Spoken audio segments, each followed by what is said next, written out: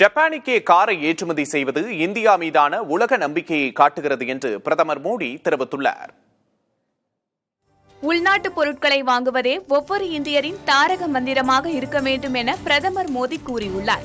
மாருதி நிறுவனத்தின் முதல் மின்சார காரான ஈவிட்டாரை குஜராத்தில் அறிமுகப்படுத்தி பிரதமர் பேசினார்.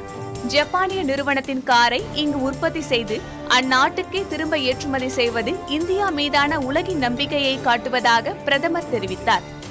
யார் பணத்தை முதலீடு செய்தாலும் பொருட்கள் இந்தியர்களால் உற்பத்தி செய்யப்பட வேண்டும் என்பதே தனது இலக்கு என்றும் பிரதமர் கூறினார். உலகமே தற்போது இந்தியாவின் மீது பார்வையை திருப்பி உள்ளதாகவும் இதை ஒவ்வொரு மாநிலமும் தங்களுக்கான வாய்ப்பாக கருதி முன்னேற வேண்டும் என்றும் பிரதமர் கூறினார். எந்த மாநிலத்தில் முதலீடு செய்வது என வெளிநாட்டு நிறுவனங்கள் குழம்பும் அளவுக்கு ஒவ்வொருவரும் நல்ல வாய்ப்புகளை வழங்க வேண்டும் என்றும் பிரதமர் அறிவுறுத்தினார். முதலீடுகளை ஈர்க்கும் வகையில் சீர்திருத்தங்கள், கொள்கைகள், நல்ல நிர்வாகத்தை மாநிலங்கள் வழங்க வேண்டும் என்றும் பிரதமர் அறிவுறுத்தினார்.